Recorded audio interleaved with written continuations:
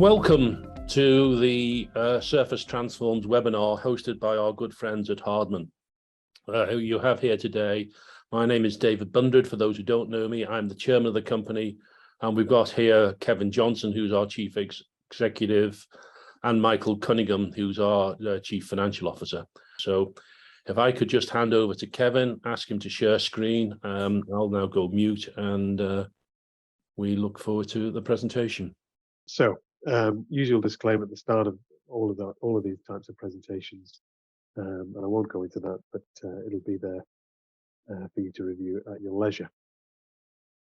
I want to give a brief introduction. I'm assuming most people on the call will know a little bit about us, so I won't spend too much time introducing what an automotive brake system is.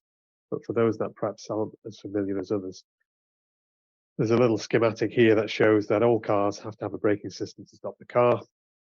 They're normally mechanical brake inside the wheel. Inside that wheel, there's three components: a brake disc, a caliper, and a brake pad. And it's actuated from inside the car with your foot. And that presses the pads onto the disc using the pressure inside the caliper. The bit we're interested in is the fact that all cars have this system. So there are millions and millions of brake discs running around which are grey cast iron. And we are interested in the transition from grey cast iron over to carbon ceramic brakes. Now, we are one of the leading suppliers of carbon ceramic brakes in the world, one of only two people that supply to the OEMs. We have a premium product, which is built off our proprietary technology, which we spent a great deal of time developing and implementing. And we're an advanced manufacturer with what I'll explain to you is a significant expansion opportunity. We are growing rapidly. We've got contracts now in place for a number of models, and the value of those is 190 million over their lifetime. And our prospective contract pipeline, this PCP, looks forward and says what's ahead of us and tries to give us a view of how we do our planning.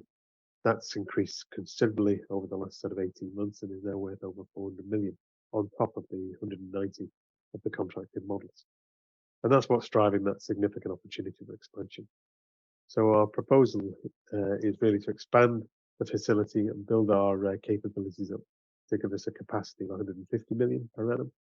And we want to do that by 2026.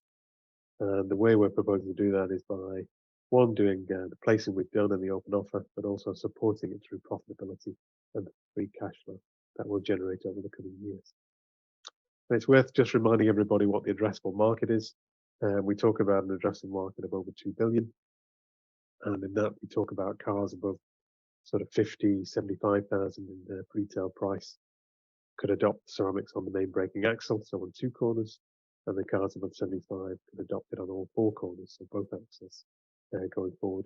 You multiply those up by 2 and 4, and then using the unit price, you can get to a market size well in excess of 2 billion. Now, in terms of what this presentation is about, we've completed our proposed placing of 16 million, and it's really now over to the open offer, which we're saying is up to 3 million. And that's really to support us with the capital investment principally of 10 million. And I'll talk about that in the wider context that it's part of a 40 million capital investment that we want to do that goes right out till 2026. And in addition to that capital investment, there's support for working capital, which is to support the growth of the business as it moves through and implements all of those contracts that it's won. Now, those contracts that we win, we typically win them 2, maybe 3 years out from start of production, but I'm pleased to say that 3 of those contracts that we've won previously are now in series supply, and that's moved the company through into profitability, and that'll continue now over the coming years as more and more of those contracts come through. Now, in tandem with us moving contracts into series, we've also been winning new contracts and selling out effectively that capacity that we've been building. We've now got about 10 contracted models in place across 6 OEMs, and those contracts, as I mentioned earlier, are worth in excess of 190 million. And we'll talk about that in terms of our capacity build. We've been building capacity to get us to 50 million, and we're well financed to do that. But with the success we're having with the contract wins, that capacity is being sold and being reserved.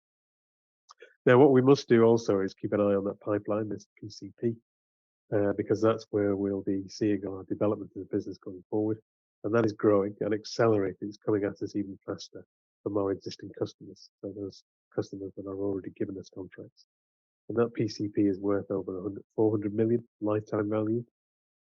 And it's fair to say a lot of those models within that pipeline are what we call carryover models, where they're taking existing parts that they've awarded us for existing models and carrying those over into new ones. So we really need to address how we support our customers and their ambitions and pipeline that's coming through. And to do that support, one of the key questions is how we're going to support them in terms of supply. And that really leads us on to saying, well, we've got 50 million coming through in terms of capacity by 23. If we want to support that contracted model value of 190 plus the 400 million, we really need to start scaling the capacity up even more and building it up from that 50 to 150 million by 2026.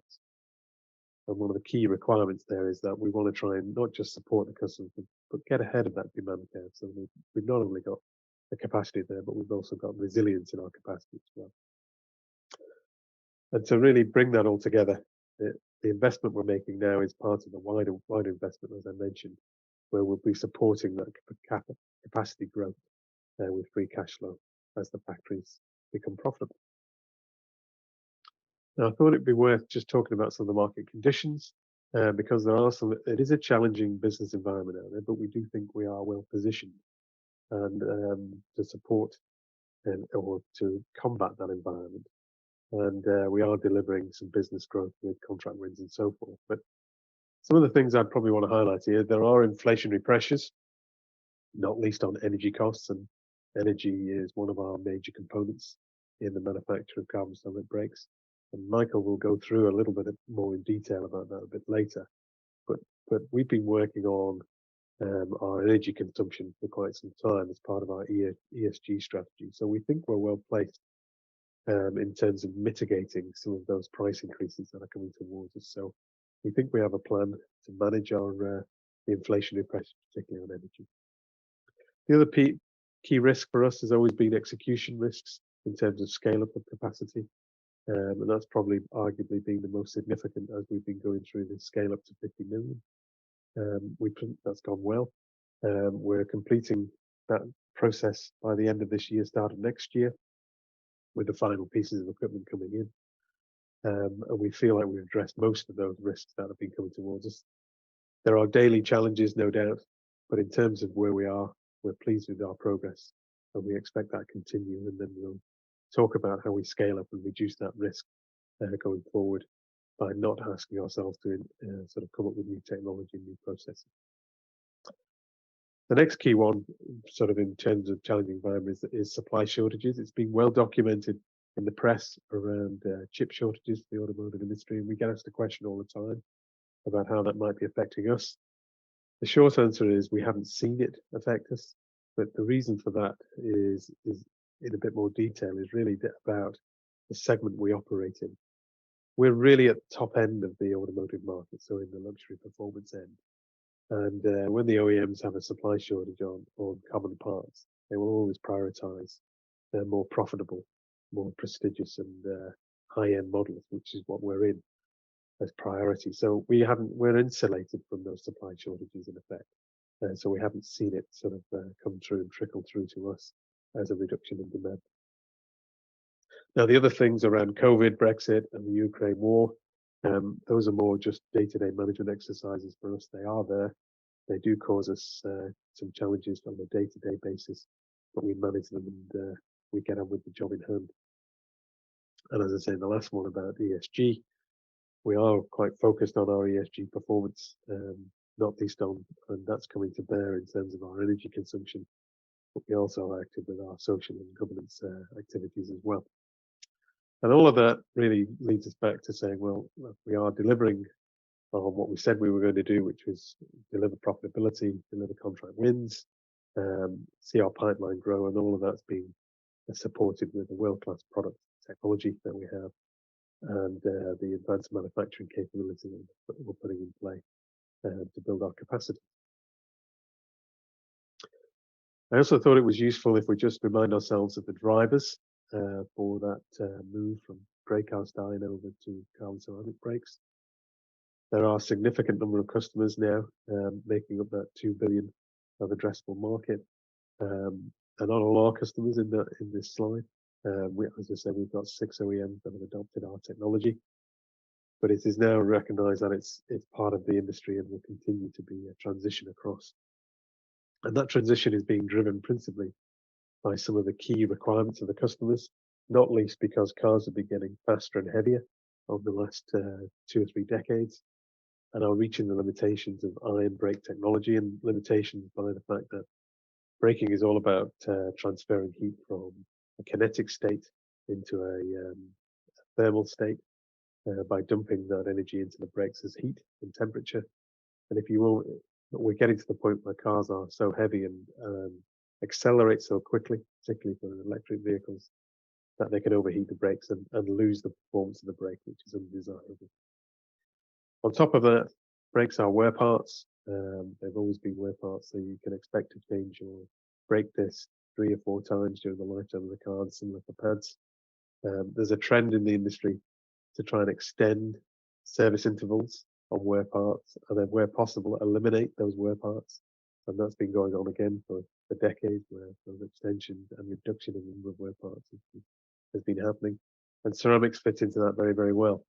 You change a grey cast iron disc for a ceramic, and you'll end up having a disc for life under normal driving conditions. And it also significantly reduces or increases, I should say, the lifetime of the pads by over 50%. So it fits that trend very, very well. On top of that, with electric vehicles coming through and the transition to electric vehicles, although the braking is shared between motors on the car as well as the mechanical brake, you'll always need the mechanical brake to be sized correctly. And although it might not get used, you have this thing called galvanic corrosion, that if an iron brake isn't used frequently, it can seize up by bonding the disc to the pad. Electric vehicles are more at risk of this because of the motor braking that can go on, so they might not use the brakes as often. You want to eliminate that risk if you can, and you can do that with the replacement of the iron rods with ceramics. And that theme of an environmental benefit from electric vehicles is followed through with ceramics as well, because they're lightweight. When you put a ceramic brake on a car and just change out the brake disc, you can save up to 25 kilos on a car. It doesn't stop there, because this is unsprung mass inside the wheels, so there's normally very heavy uprights and suspension systems that have to cope with all of that weight. You can streamline those as well, and we talk about saving up to 100 kilos per car by moving to ceramic brakes. Now that's significant, because that's about 5% of a typical car, modern car. And if you can just, by changing one component or technology, you can do that, that's very, very important to the vehicle manufacturers going forward for weight savings and reducing weight. More so for electric vehicles, because it obviously gives them more chance to increase range or potentially reduce the costs in terms of the batteries they have to invest in the car. Finally, on the drivers here, is an environmental benefit.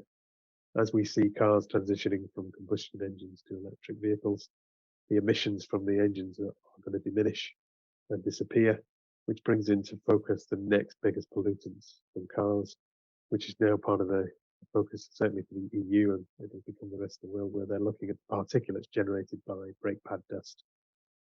And there are new regulations coming in 2025 that require the OEMs to reduce significantly those particulate levels coming from the brakes. And as I mentioned earlier, ceramics can increase the life of the pads by more than double the life, or reduce the amount of particulates by 50%, which would allow the vehicle manufacturers to achieve those regulatory targets that are coming in future years. And something that's been in the industry, which is, well, I wouldn't say unique, but it's very rare in the industry, is to have a supply chain which is a monopoly supply with one supplier. That's something the vehicle manufacturers aren't used to.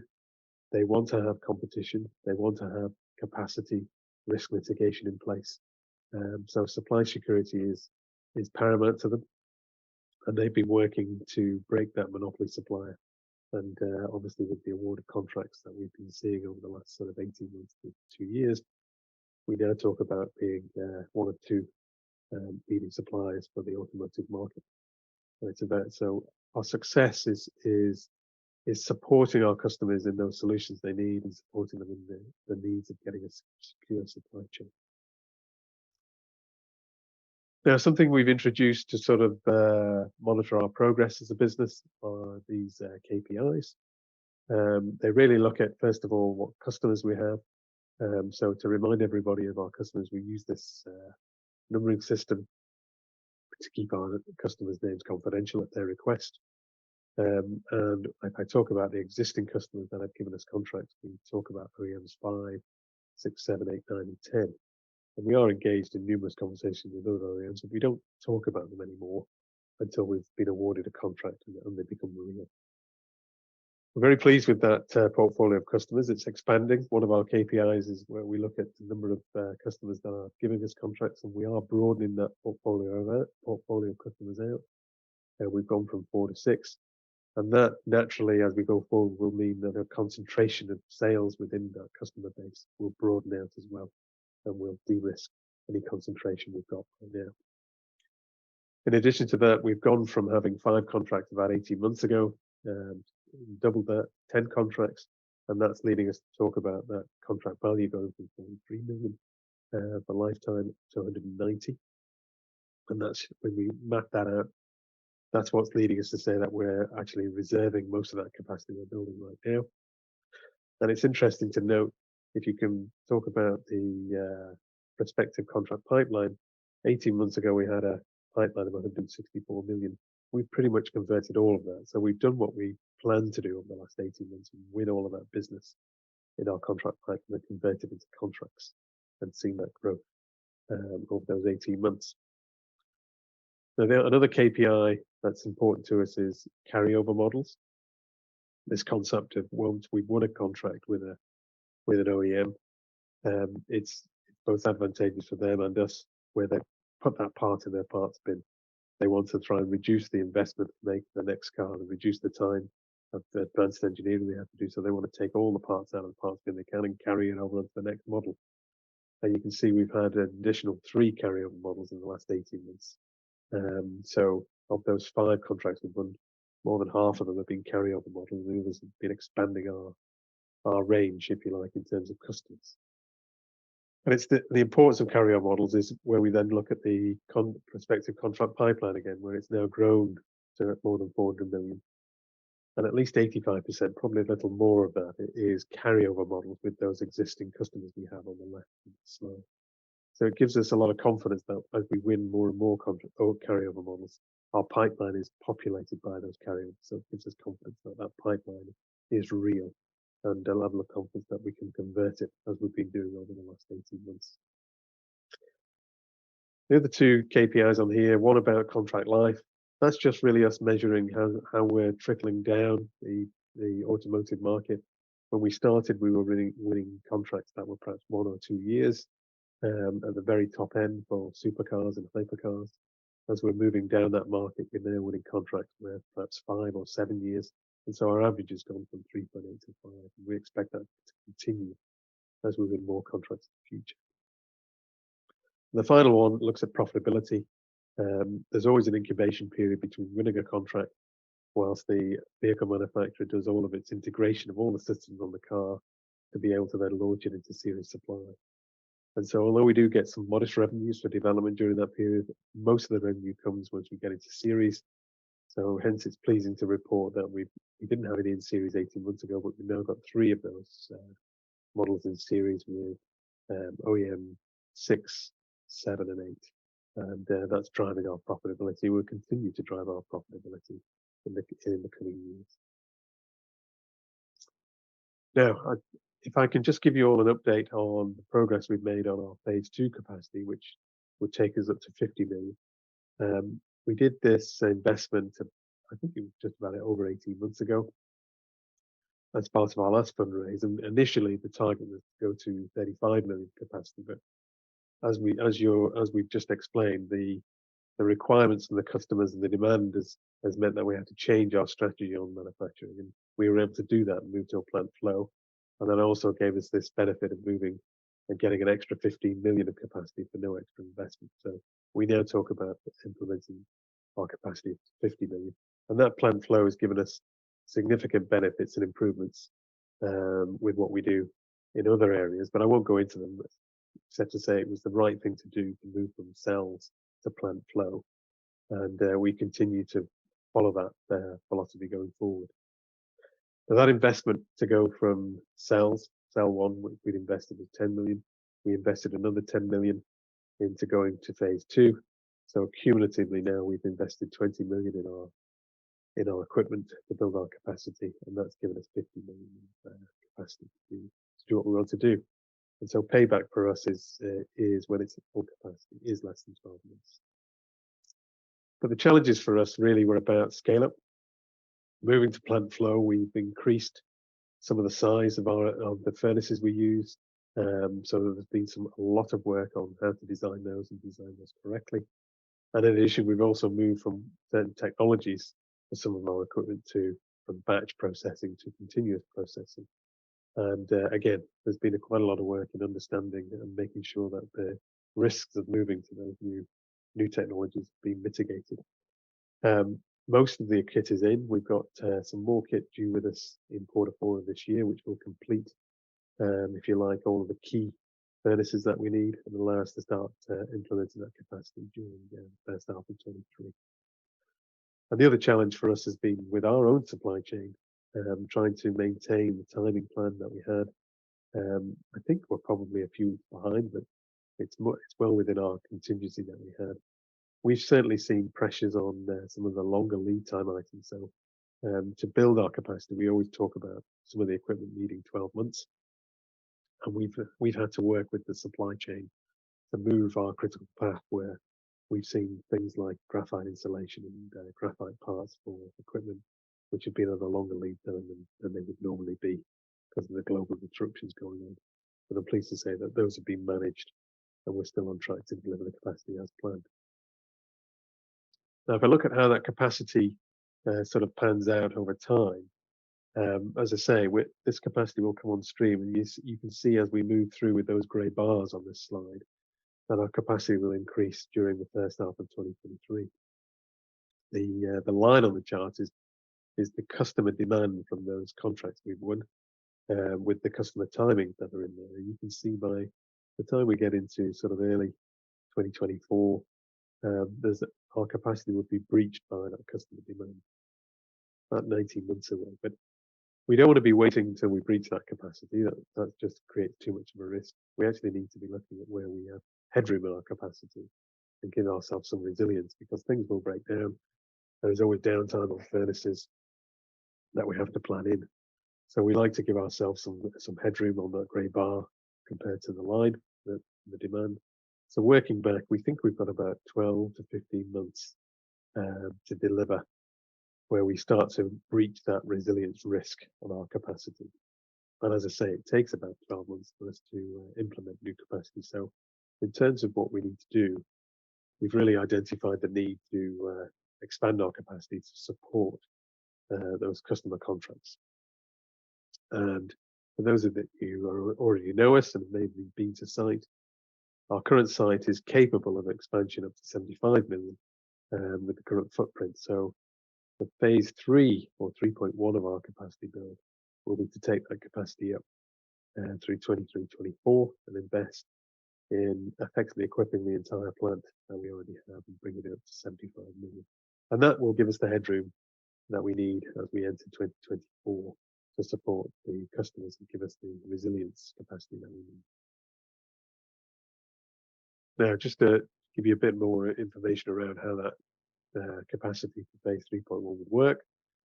As I've said, it will take us to 75 million. We're going to continue with our plant flow and really just add more lines. So in terms of risks here, we're not looking to increase our risk as we did in phase 2. We're looking to reduce our risk and just add more lines to the current plant flow. We think that's going to effectively be another 10 million of investment to get another 25 million of capacity. So in total, a 30 million pound investment to equip the whole plant will have been done to give us that 70 million of capacity. And as I say, we're not trying to scale anymore. We're not trying to add new technologies. So we're sort of limiting the risks in terms of what we're doing there.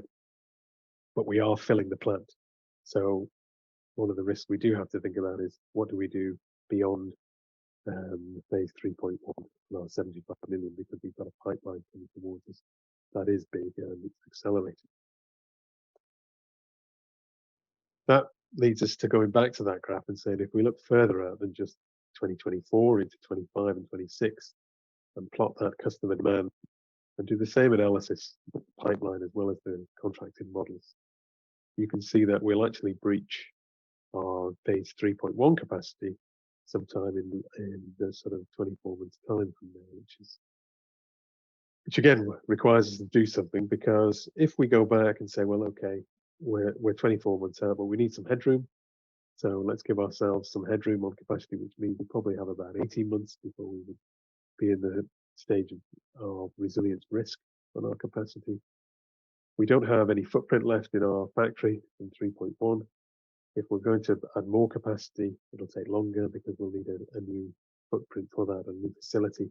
And we actually need about 18 months. So what this analysis is telling us is that not only do we need to do 3.1, but we need to add more capacity for the future to support beyond 75 million for 3.2.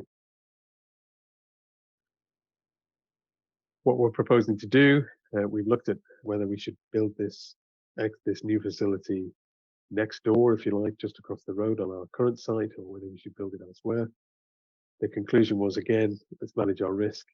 There will be a time for looking to build plants elsewhere in the world, but it's probably not now. We want to reduce that risk not only in terms of people. We've got the right expertise up in Liverpool today for building our 3.1. It's much easier to then control the expansion 3.2 by having the same people do it. So we propose to put it across the road. There is a brownfield site, as I've shown on this slide, but literally across the road with our current landlord. They have planning permission for a building that is ever so slightly bigger, but effectively the same size. So again, to manage our risk, the plan for us is to have that building built and then replicate our current factory with another plant flow and build another 75 million to bring us up to that target of 150 million, which will give us the capacity we need plus resilience. How that investment and plan would go is on this slide. So as I say, we're trying to reduce the risks here by not trying to scale anything new, just put our plant flow back down, replicate the current factory, add another 75 million, but we can do that in a little bit more efficient way by having a building that's much more sort of the layout and design of the building is more akin to what we would be looking for, rather than that snaking path we had with phase 2. We can have a nice parallel U shape with our capacity here. We're pleased that we think we can maintain our investment efficiency, and for another 75 million, it'll be another 30 million pound investment, so total to get us to 150 to 60 million. And the challenge here is, as always for us, would be we need to provide that 30 million pound investment, hence why we've been looking at doing a placing to support that and the open offer. And the lead time here is a bit longer than just adding more capacity. 12 months, we need about 18 months to put the building on the ground and then put the equipment in it. So just having a quick look at how the first half of the year has gone. Obviously our revenue for the first 6 months was up 137% at 2.9 million, which quite happily exceeded all of last year's revenue. Our gross profit increased 129% to 1.7 million. That was a couple of basis points off what we were expecting, driven primarily by some development revenues that were in there with just pass-through margins. We expect that to recover during the coming 6 months and to be where we needed to be for the full year. Loss after tax was 13% worse at 2.2 million. But what should be noted there is that the actual cash expenses leading to that loss after tax remaining fairly flat was in line with the gross profit, and the difference was led primarily by depreciation. Net cash for the 6 months was 5.5, with gross at 6.7, to which we've added 700,000 of R&D tax credit, which we've received since the half year, and EPS for the half year was broadly flat at 1.1. laws. So the big question everybody's been asking really actually is regarding energy pricing, and as a significant user of energy, our focus actually over the last 2 years has been looking at how we would reduce that going forward from to meet our ESG aims, and obviously to address our cost of production. So I've used some index pricing here, and what we've effectively shown here is that 2 years ago, we started looking at the furnace technology that we're using. Now, as you know, that dovetails with when we changed from our cell strategy to manufacturing flow. And one of the outcomes of that was to look at the technology in those two of the furnaces. So within our carbonisation furnace, we're moving from a batch furnace, which has a ramp up and cool down phase, which are quite heavy on power usage. And we're moving that into a continuous flow furnace, a bit like a big pizza oven. It's heavily insulated. It gets ramped up to temperature and then held, and has a very low power draw during the cycle. And we expect that to save somewhere around 80% of our electricity costs within that furnace. Then within our CVI furnace, we're changing the technology in that, moving from radiative to inductive heat, and that change in technology will also save us energy. And then finally, within one of our other processes, we've done additional insulation work, expanded the hot zone within the furnace, and managed to increase the volume efficiency in there, so we can get an extra few parts in and effectively drop the unit cost per part. Now, had electricity costs stayed static, we obviously would have expected to be saving somewhere around 2/3 of our electricity cost.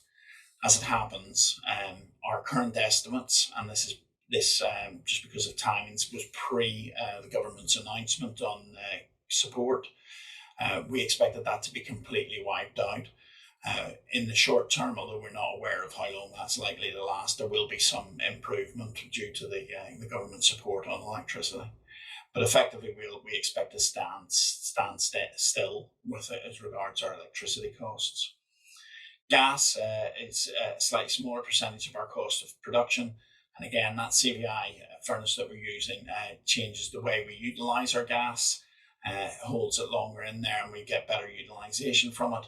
And again, we'd have expected to save somewhere around 70% of our natural gas. Unfortunately, again, the gas has completely wiped that out, and we expect to be very broadly flat. So between that, all those electricity costs, we're looking at potentially a 0.3 impact to our cost of percent impact to our cost of sales. So fairly immaterial, in all honesty.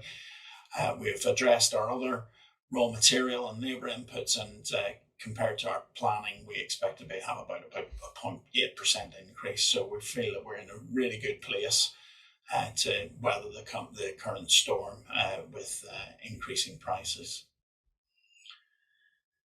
Looking at our revenue going out, you can see that obviously we've done 2.9 million for the first half of the year. We're expecting to do 12.9 for the full year. It doesn't take a lot of maths to work out that that's us getting up to that 20 million run rate, and which effectively delivers 2023. So the thing to take from this model here is that we every year, our increases are driven by projects that go into production the year prior and are driven by the full year effect and ramp in each subsequent year. And that actually only somewhere between 10 to 15% is exposed to new production models in that year. This is obviously based on our contracts. We do a number of different models to model both our capacity requirements and to manage the business from a cash and capital requirement. And this is based on our contracted models with a level of contingency in there to allow for slippage and start of production. Let me just try and summarise the investment. We've now got 3 of our contracts in series production. That's leading us through sort of growing our revenues, giving us good margins and delivering profitability. We've talked about our capacity build that we're getting on with. That takes us through to 50 million for phase 2. That's on track for delivery for 22-23. And that really does support the parallel activities we've been working on, which is winning contracts. We've got 10 of those now, valued at over 190 million across 6 OEMs. And not only that, we've got, in addition to that, we've got our PCP, which is in excess of 400 million. And it's that's driving us to say we need to build more capacity. And we propose to do that in phase 3.1, which is equip the rest of the footprint we have in our current facility and take us from 50 to 75.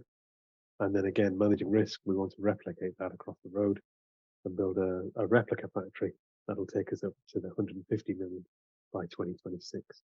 And to do all of that, we've got our 16 million of equity placing in place. We're doing this open offer. That'll support us in terms of the capital investment and our working capital. And it's important to then to see it as part of a wider piece of work, which is a 40 million pound capital expenditure program, which we believe we can support with our free cash flows going forward.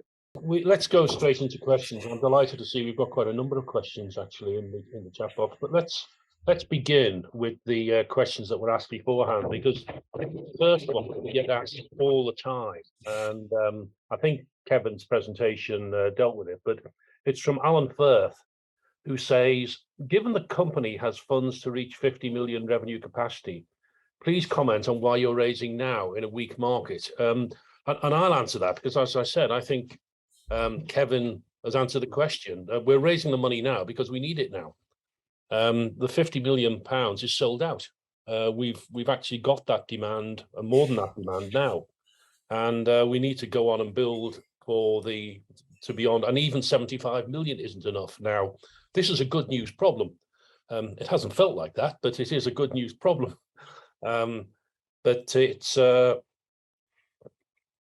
we've done it now because we have to do it now. Thank you. The next one I'll give to you, Kevin. It's from Colin Hughes, and it says, is there any new and emerging competition? Who are they and where are they? Yeah, look, I always answer this in two parts. First part, I'll directly answer it with, are there any emerging competitions in terms of ceramic brakes? Look, there's activity out in China. There's a little bit of activity out in Korea. Not so much in the US. That's sort of off and on. That's been going on for some time. We monitor it. We keep an eye on it. Right now, we don't think it's credible. But then that leads me on to say that our assumption is some competition will come through eventually. And the thing to get your head around here on competition isn't what the competition is, what's emerging. It's the timescales. And we've spent the best part of 10, 12, 15 years going through that barrier of getting ourselves credible, starting out in the race market, getting our products out there, getting it credible, working through the race market into the retrofit, small vehicles after that, then into the OEMs, advanced engineering teams, where they're still not going to use your product, but they'll look at it and test it themselves. And all of that can take 10 years. And then after that, they then say, right, now we're ready to consider you for awards. Then they'll award you a contract which is for the lifetime of that model. And models typically last 7 years. So there's a huge time scale which is our barrier to entry and our protection, frankly.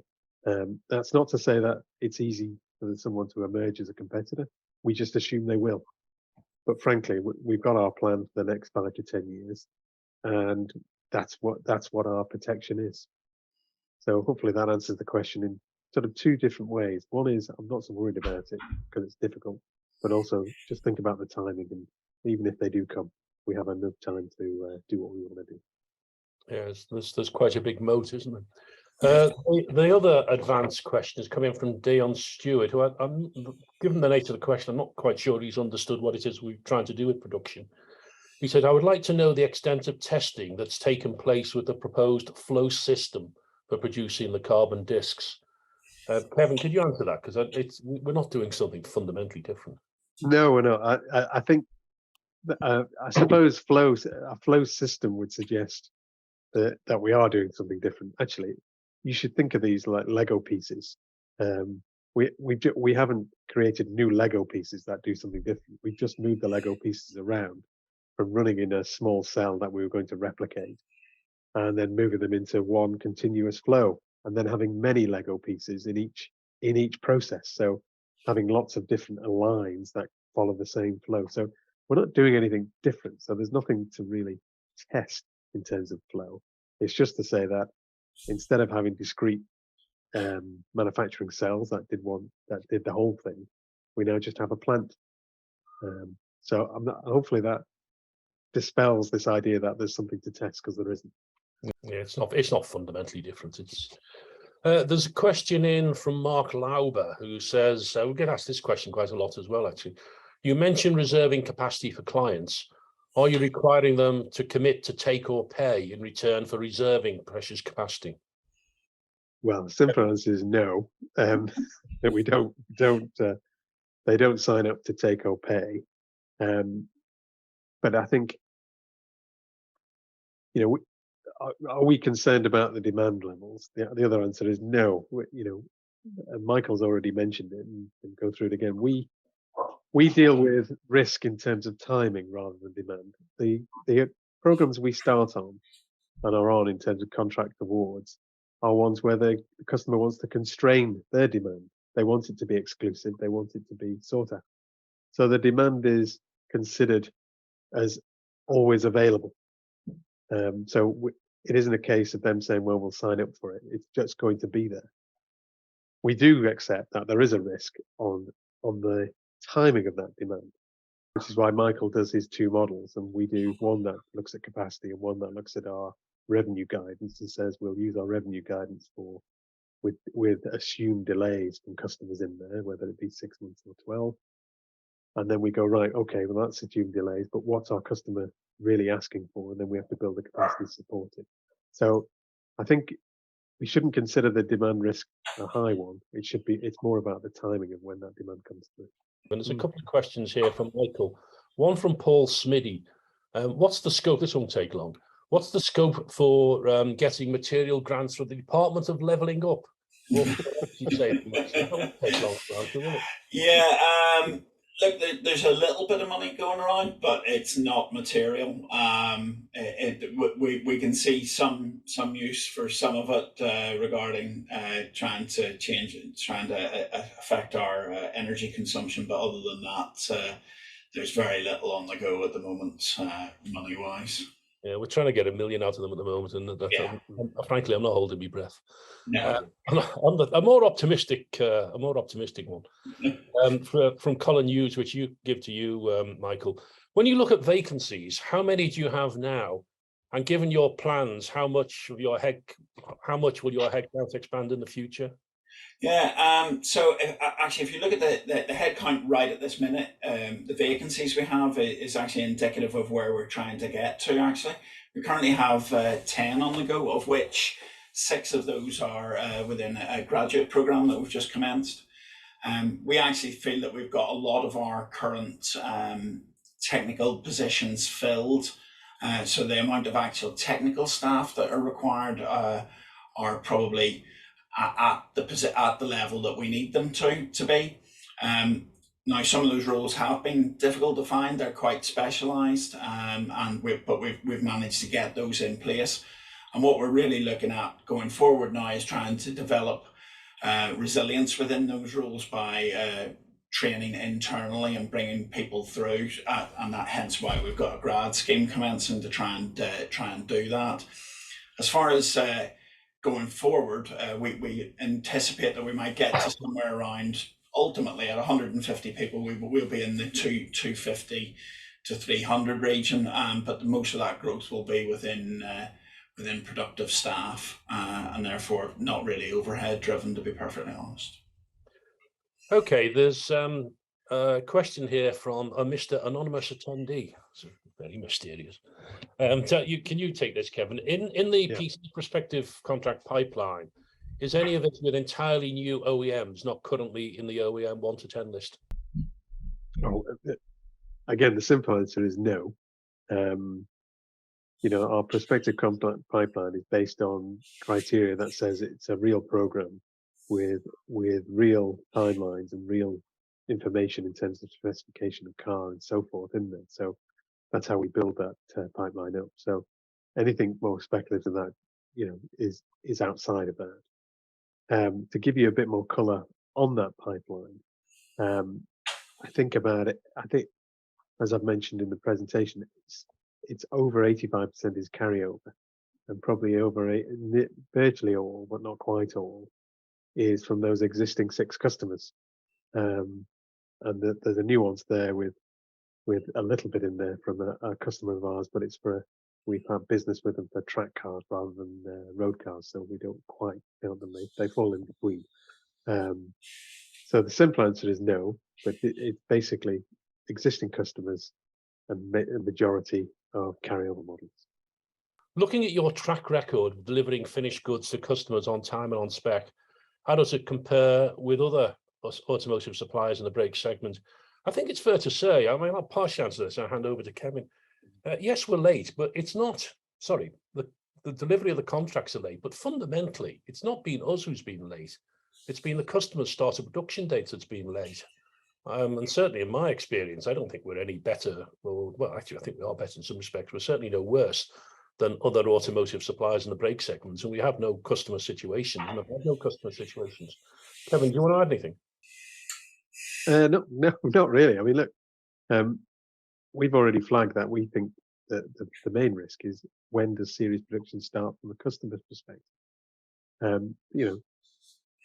We can very easily start to have a go at customers, but they've struggled with COVID. There's no doubt about that. That's and do we expect them to be late all the time?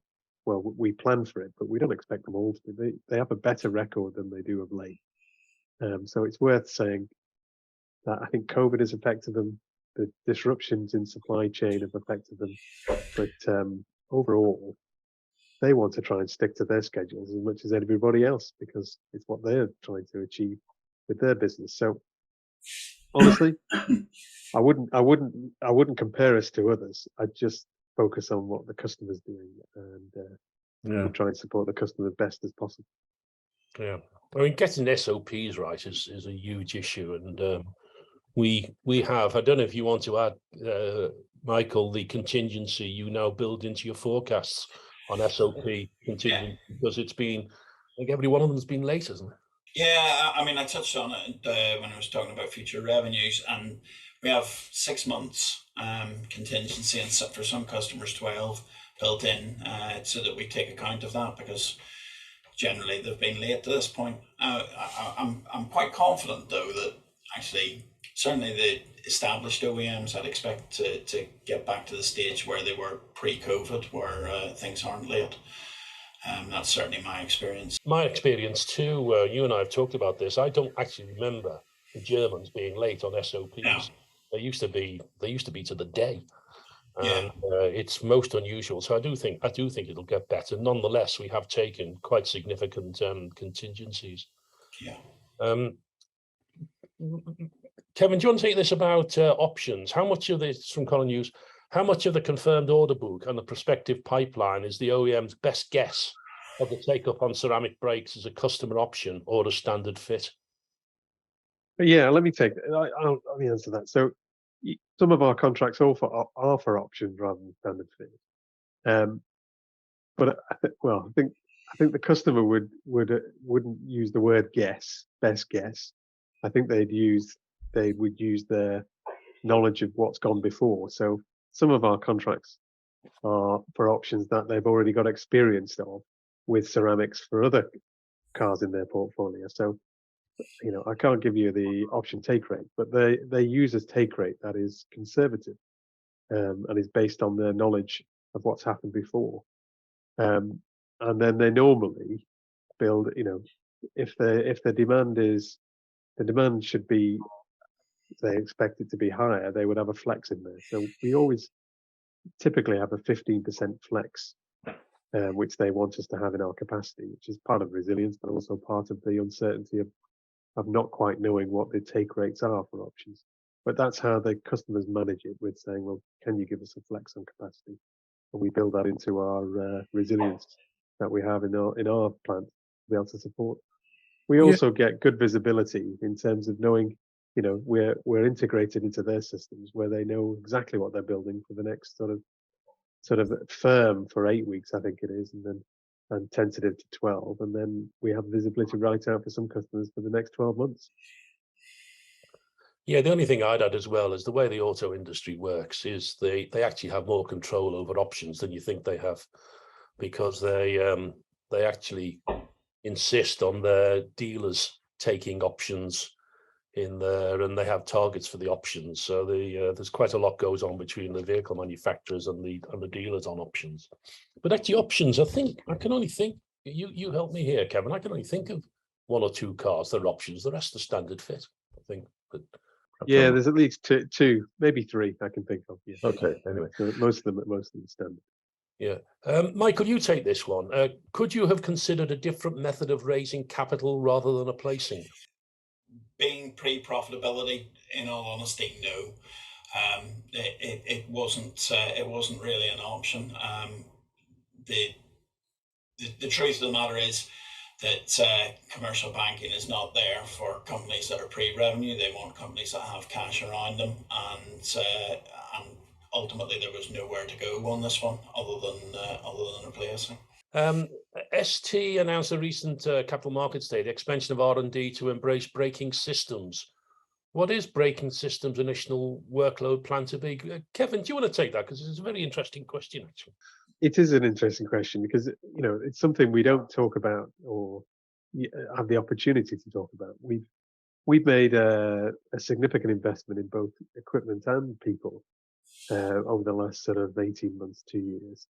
Because when we talk about our competitive advantages, it's very clear we have a competitive advantage on our product. But the one competitive advantage our competitor has over us is that they do system integration, and they will use that competitive advantage and leverage it as best they can.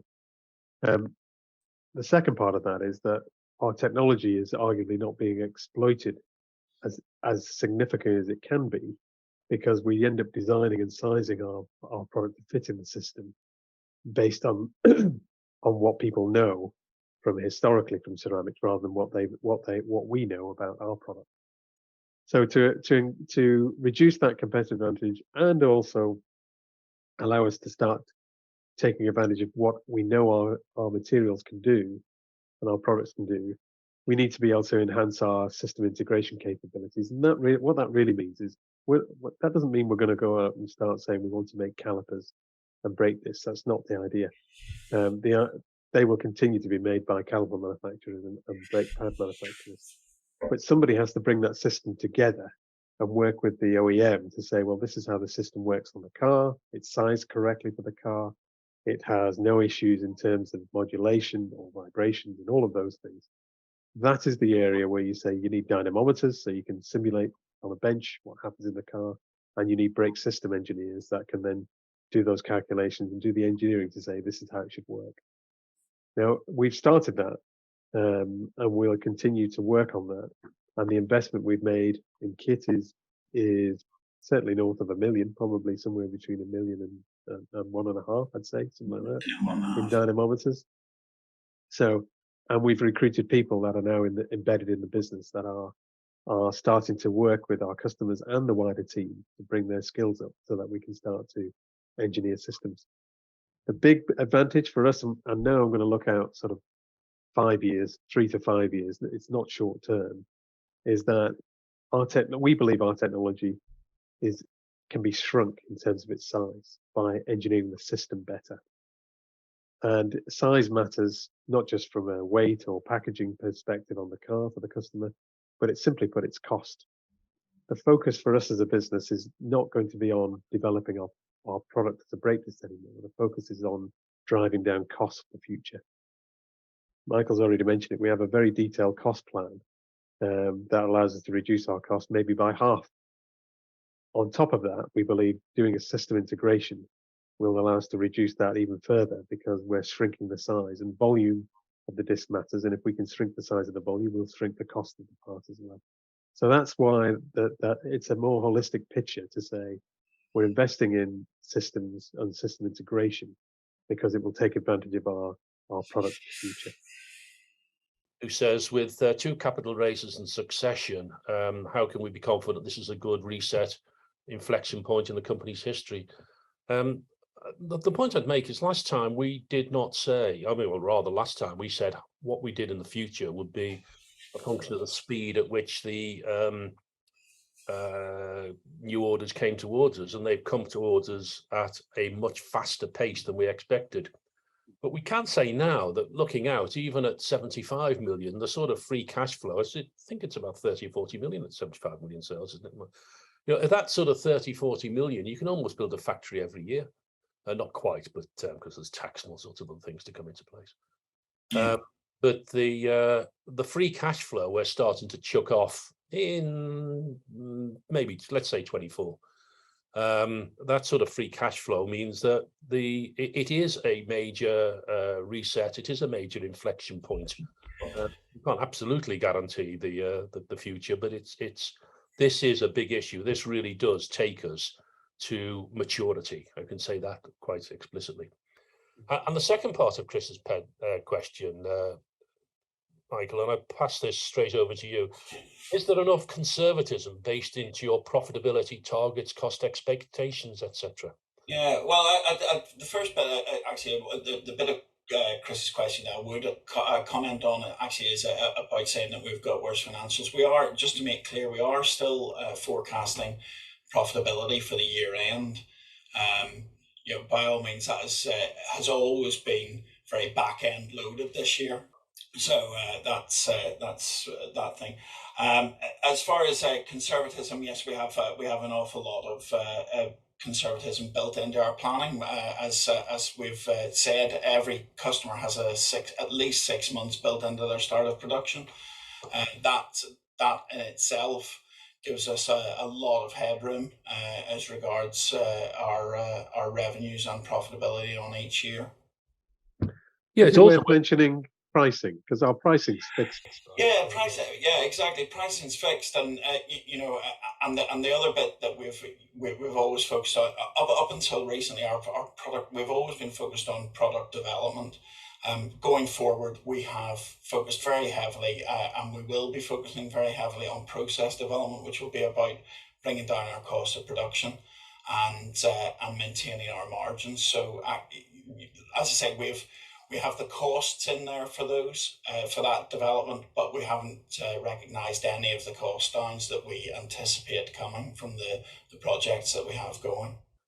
We'd like to thank our good friends at Hardman for hosting us today, and for the people behind the scenes, Kate Alone and the others who've done all the hard work. And thank you very much. And we'll close it at that. Thank you.